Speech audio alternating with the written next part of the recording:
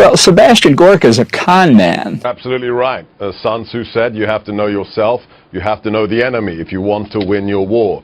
I wouldn't have him in any U.S. government, but I don't think it's going to bode well for counterterrorism efforts when the NSC senior director is somebody like that. See Trump with Putin, as I have on a few occasions, he's like the 12-year-old boy that goes to high school and meets the captain of the football team. First Minister offered congratulations to the convicted felon Donald Trump. ¿Qué tal, amigos? Sean bienvenidos a Políticamente en Desacuerdo.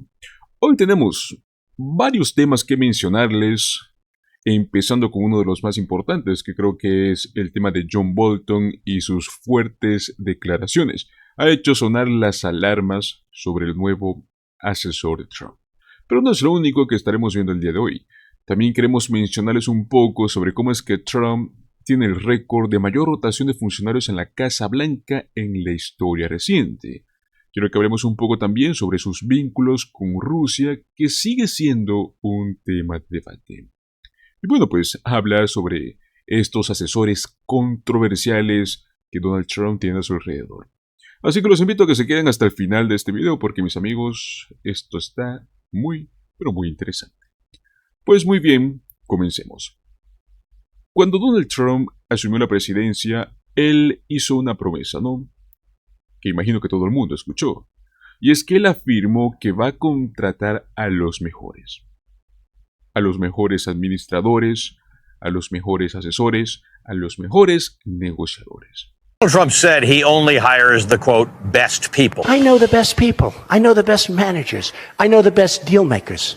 I know people that will make, I know guys that are so good. What would be your criteria in choosing the senior administrators? Track record. We have to get the best people. We need to get the best and the finest, and if we don't, we'll be in trouble for a long period of time. But upon entering the White House, a different storyline emerged. The idea was that Trump's cabinet would resemble the boardrooms of his old reality show, The Apprentice. What we ended up with was closer to an episode of Survivor. Donald Trump's White House saw a higher turnover of staff, both cabinet secretaries and senior ranking advisors, than every president since at least Ronald Reagan. More cabinet officials left their post under Donald Trump than under Presidents Clinton, George W. Bush, Obama and Biden combined. Y bueno, ¿qué sucedió? La verdad es que al menos hasta ahora la promesa no se va a cumplir.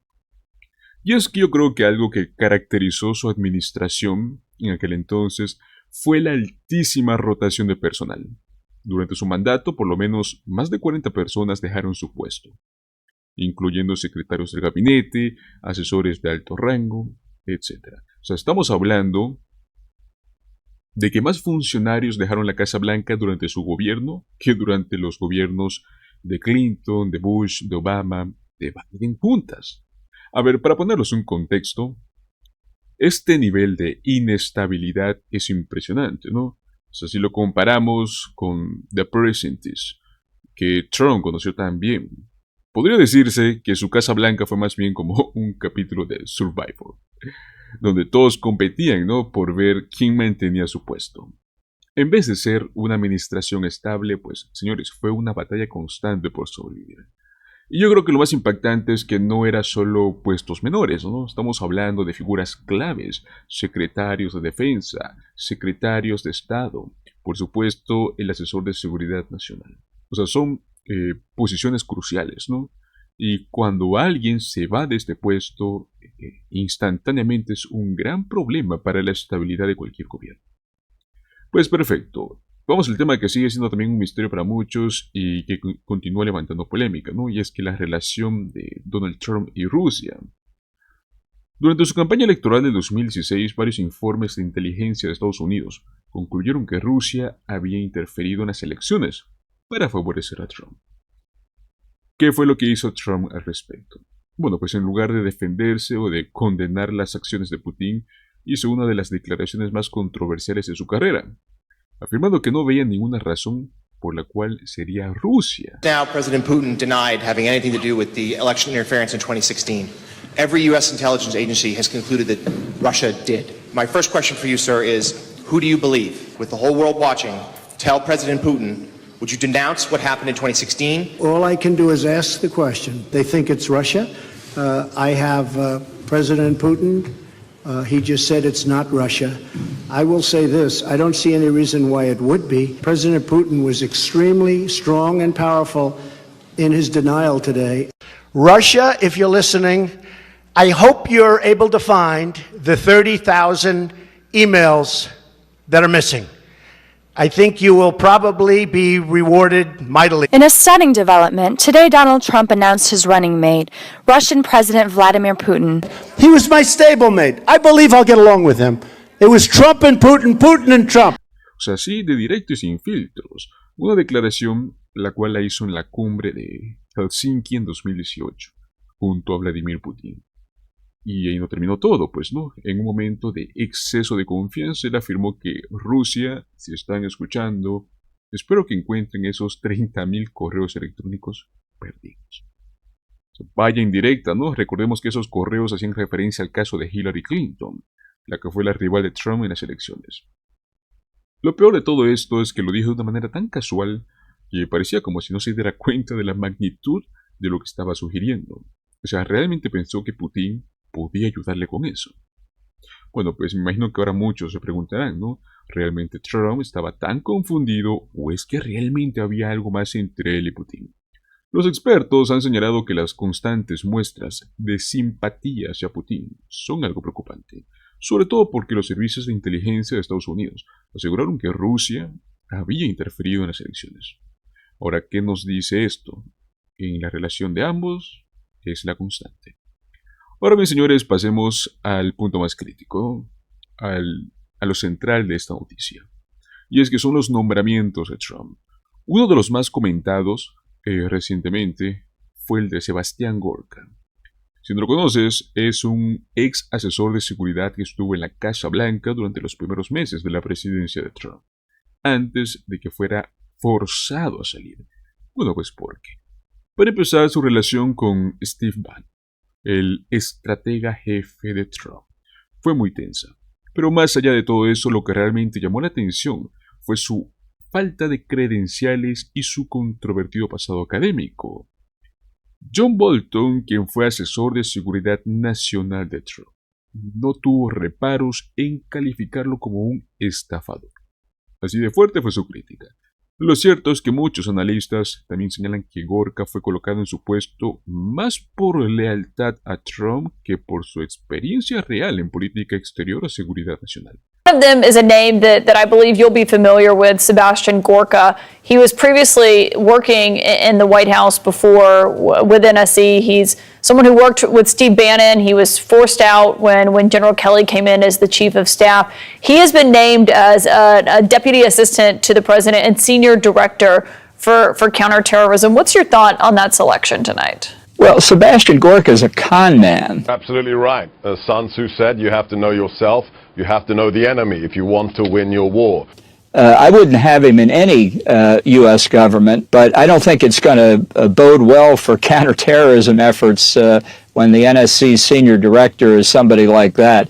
What you called him a con man. Tell us why. Well, I tell you, he needs a full-field FBI background investigation about his educational claims and things like that. I think he is a perfect example of somebody who owes his position purely to Donald Trump. Americans today, Sean, the sad fact is, are in greater danger than they were the day before September the 11th, 2001.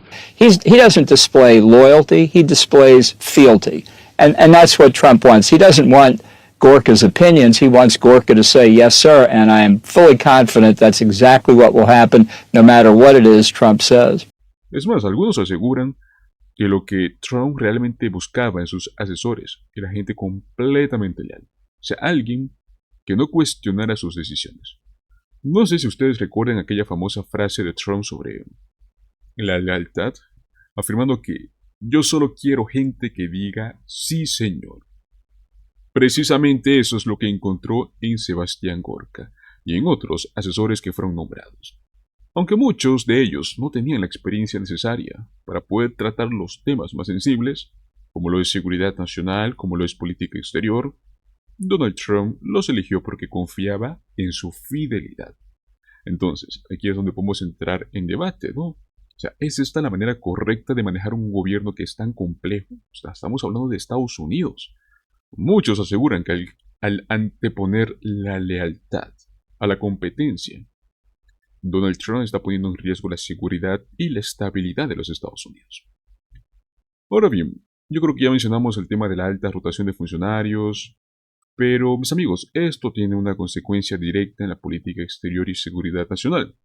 Estamos hablando de que cuando un presidente tiene que cambiar tan frecuentemente a sus asesores claves, como los secretarios de defensa, de Estado, se crea lo que es conocido como un vacío de poder. Cada vez que alguien se va, el nuevo llega con su propio enfoque, y en ocasiones con ideas completamente diferentes sobre cómo tratar temas internacionales claves. Esto se vio claramente con los cambios de política hacia Irán, hacia Corea del Norte, hacia China. Los cambios de personal no solo generaron incertidumbre en la política interna, sino que también enviaron señales confusas a los aliados de Estados Unidos, a los países rivales. Además, algo que muchos expertos señalaron es que Trump parecía no aprender de sus propios errores, ¿no? O sea, en lugar de rodearse de figuras con experiencia, con capacidad para poder manejar crisis internacionales, él al parecer prefiere confiar en su instinto o en figuras que ya habían demostrado ser problemáticas en su historial. Pues bueno, yo creo que podemos notar, ¿no?, claramente cómo las promesas de Trump de rodearse de los mejores no se va a cumplir. Hemos visto cómo su relación con Putin sigue siendo ese tema tan controversial, ¿no? Y cómo su falta de experiencia en algunos nombramientos afecta a la seguridad nacional. ¿Ustedes qué creen sobre esto? ¿Creen que la lealtad personal, por encima de la competencia real, es una estrategia adecuada para manejar un país, más aún como Estados Unidos? ¿O es algo que pone en riesgo la seguridad de todos? Vayan dejándome sus comentarios, sus opiniones, mientras continuamos desarrollando las noticias, ¿no? Perfecto, mis amigos. Pues al parecer el director, o bueno, exdirector del FBI que ha sido despedido por Trump, da la alarma sobre un nuevo complot por el mismísimo Trump. Para poder entender un poco este tema, imagino que muchos ya lo conocen, pero quiero que lo hablemos. El Proyecto 2025. Este plan es una iniciativa que busca consolidar el poder político a través de la manipulación de ciertas instituciones muy importantes en el país. El objetivo en sí es convertir organismos que deben de ser independientes, como lo es el FBI, como lo es el Departamento de Justicia. Podríamos meter aquí hasta el ejército, convertirlo en herramientas del gobierno para favorecer a ciertos grupos. Ahora bien, ¿cuál es el problema de todo esto? Por un momento imagínate que el FBI no puede investigar ciertos crímenes, porque los responsables están protegidos políticamente. O peor aún, que usen estas instituciones para perseguir a sus enemigos. Entonces, eso es lo que los expertos temen. Por eso es importante prestarle atención. En un país como Estados Unidos, que se enorgullece de ser una democracia, la mismísima idea del Proyecto 2025 es un riesgo que todos conocemos. ¿Recuerdan lo que pasó en el 2016 con las elecciones y las acusaciones de interferencia rusa? Parece que no aprendimos la lección, ¿no? A ver, hablemos un poco del FBI, uno de los puntos claves en este plan. Donald Trump y su equipo ya tienen en mente a dos personas para liderar esta agencia, que es Mike Rogers, un ex agente especial, y Kash Patel, alguien que ha generado mucha controversia. Mike Rogers sería como que el director del FBI, un puesto que sí requiere la aprobación del Senado, pero aquí viene un truco. Patel ocuparía el cargo de subdirector y ese puesto no necesita aprobación. Ahora, ¿por qué importa esto? Porque el subdirector tiene un poder enorme. Según Andrew McCabe, ex subdirector del FBI, esta persona es quien maneja las operaciones del día a día. O sea, básicamente es el jefe de operaciones, ¿no? Afirmaron que ninguna parte de la misión del FBI estaría a salvo con este señor Patel al mando. Eso ya es bastante fuerte. He's been encouraged by a lot of people on the right to put Kash Patel in. What would a combination of that look like, do you think? So, in my estimation, Caitlin, no part of the FBI's mission is safe with Kash Patel in any position of leadership in the FBI, and certainly not in the deputy director's job. So just as an example, the deputy director's job in the FBI is unique because, of course, the director is a political appointee, and the deputy director is typically a senior FBI agent, somebody who spent their entire career learning about the FBI, understanding its people, and doing its work. So the deputy director actually runs the FBI on a day-to-day basis. You're essentially the chief operating officer. Se imagina que alguien sin experiencia o con una agenda política muy específica controla el FBI desde adentro. O sea, podría estar decidiendo a quién se investiga, a quién no se investiga, cómo se aplican las leyes. ¿Qué pasaría si esto se convierte en una herramienta para perseguir a periodistas, activistas e incluso a ciudadanos comunes, los que no están de acuerdo con el gobierno? Se imagino que piensas que tal vez esto suene muy exagerado o muy ambicioso, ¿no? Pero bueno, Donald Trump y su equipo ya lo intentaron antes, pero no les salió tan bien. Imagino que pues estarás al día con los nombres de los asesores, ¿no? Matt Gaetz, Pete Hegseth, fueron intentos de nominaciones que fracasaron por completo. Matt Gaetz, por ejemplo, se desmoronó por su propio historial de actividades ilegales. Mientras tanto, Pete Hegseth, que fue propuesto como secretario de Defensa, enfrentó acusaciones graves que tampoco ayudaron a su caso.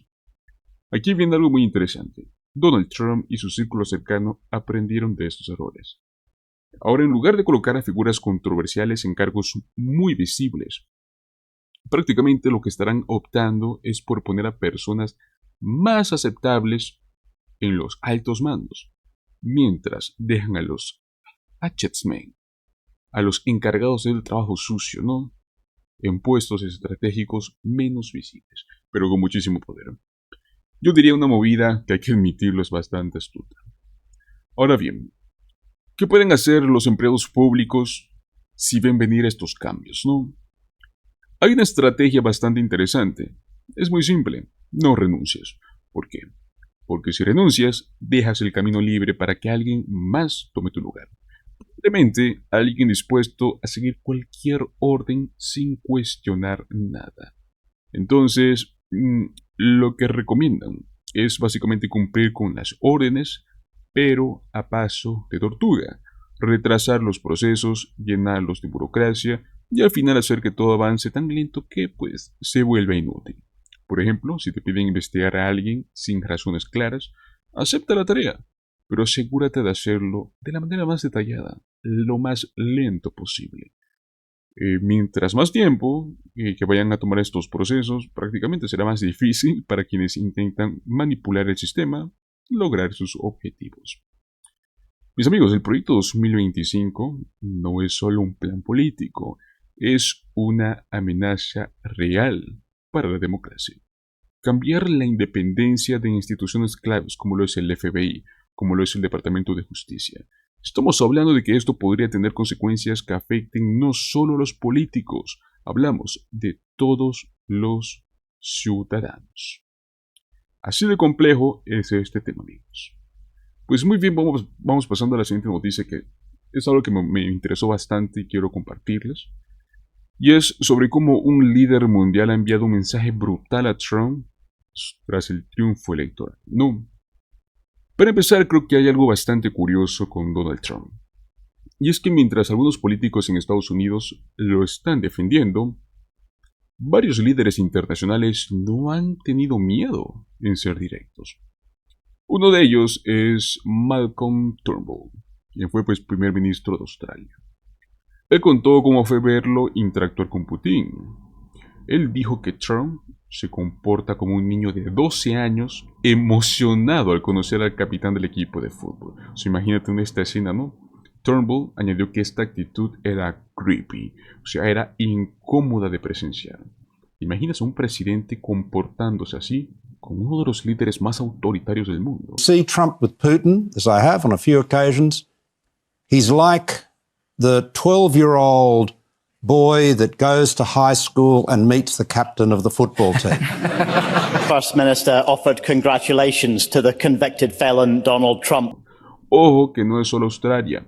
Otros líderes europeos han mostrado su descontento abiertamente.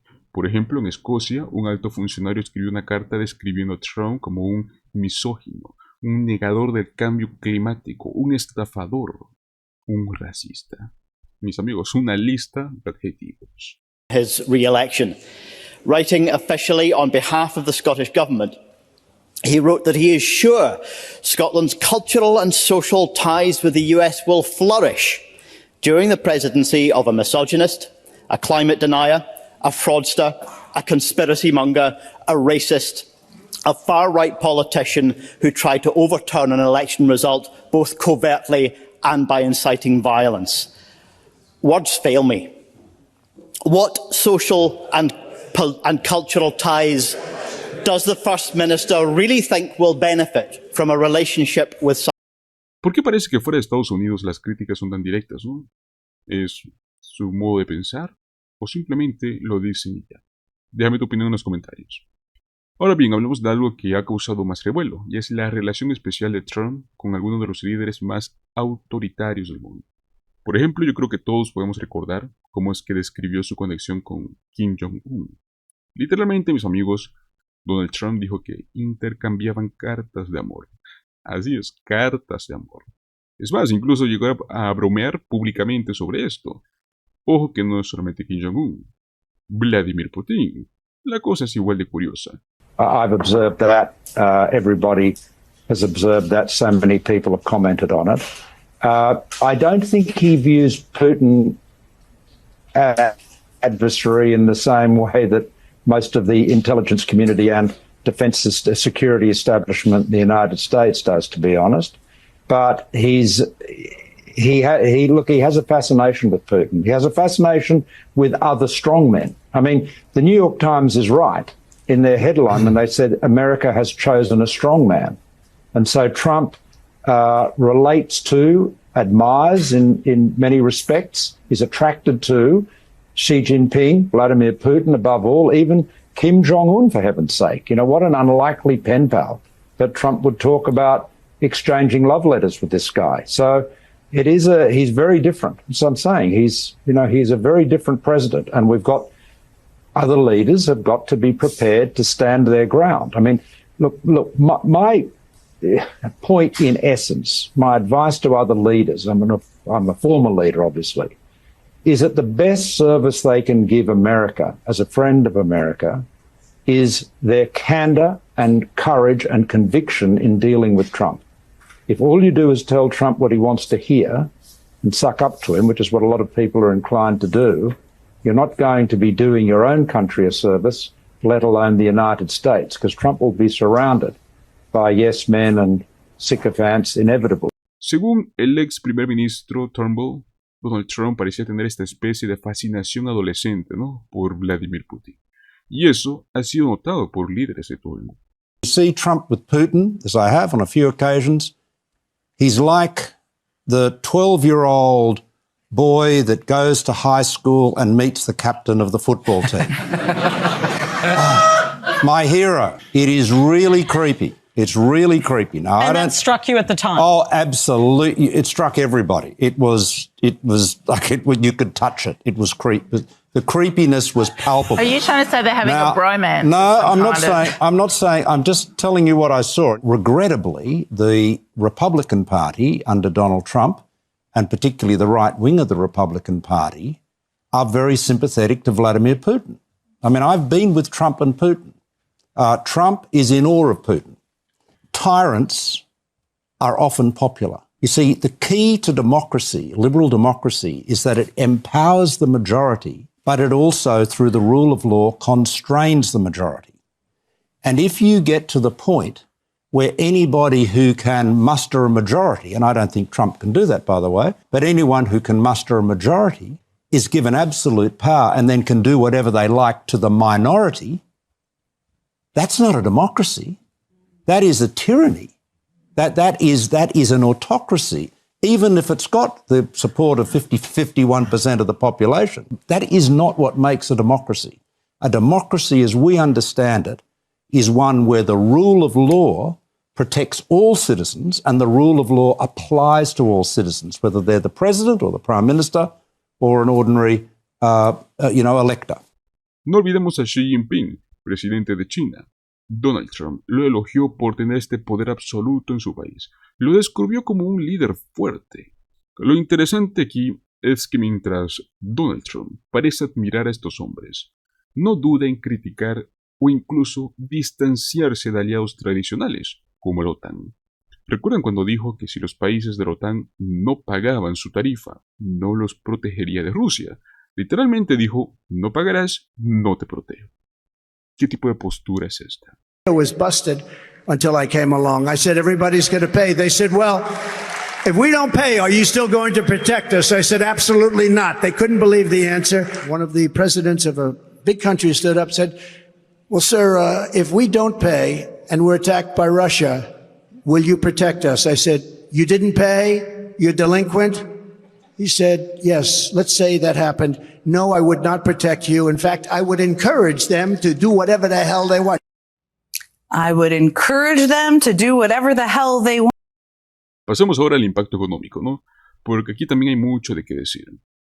Donald Trump se autodenominó Tariff Man, el hombre de los aranceles. Y recordemos que comenzó con su guerra comercial con países como China. Según él, esta estrategia iba a beneficiar muchísimo a Estados Unidos, pero muchos expertos aseguran que solo encareció los productos y afectó a los consumidores. En el Reino Unido, por ejemplo, los líderes expresaron su preocupación sobre cómo las políticas comerciales de Trump podían perjudicar a las pequeñas empresas. Y bueno, mis amigos, ¿cómo no preocuparse, no? Cuando los costos suben, somos nosotros, los ciudadanos, quienes pagamos la cuenta. Y ojo, porque esto no solo afecta a la economía. Estas guerras comerciales también logran debilitar alianzas importantes, generan esta incertidumbre a nivel global. Tal y como lo dijo un político británico, la economía global necesita estabilidad, no guerras comerciales. ¿Ustedes creen que Trump tiene razón en imponer estas políticas? ¿O es un pleno error? Finalmente hablemos de la democracia porque este quizás es el punto más delicado. Los críticos de Donald Trump advierten bastante que su estilo y sus decisiones podrían poner en riesgo los principios democráticos. Por ejemplo, algunos señalan que su retórica divide en lugar de unir, y su tendencia en cuestionar los resultados electorales crea una desconfianza en el sistema. Hubo un comentarista que dijo algo muy claro. Una democracia no es solo la voluntad de la mayoría, sino que también debe proteger a las minorías. Sin estas protecciones, lo que tenemos no es democracia, es tiranía. Y con Trump, muchos temen que estas líneas se vuelvan cada vez más borrosas. ¿Qué piensan ustedes? ¿Creen que sus acciones fortalecen o debilitan la democracia? Yo creo que, mis amigos, después de todo esto, ¿no? Yo creo que queda muy en claro que Donald Trump no deja a nadie indiferente. Para algunos es un líder fuerte, que enfrenta lo políticamente correcto. Para otros representa un riesgo, tanto para la estabilidad global como para los valores democráticos. Pero la gran pregunta que les dejo es la siguiente. Donald Trump en el poder. ¿Cómo crees que esto afectará al mundo? ¿Será positivo? ¿Será negativo para la economía, para las relaciones internacionales, para la democracia en los Estados Unidos? Quiero leer sus respuestas en los comentarios. Bueno, señores, hemos llegado hasta el final de este video. Les agradezco mucho por quedarse. Y bueno, pues recuerda suscribirte si es que quieres más videos como este. Dale un like si te gustó. Compártelo con tus amigos para seguir esta conversación. Nos vemos en el próximo video. Hasta luego.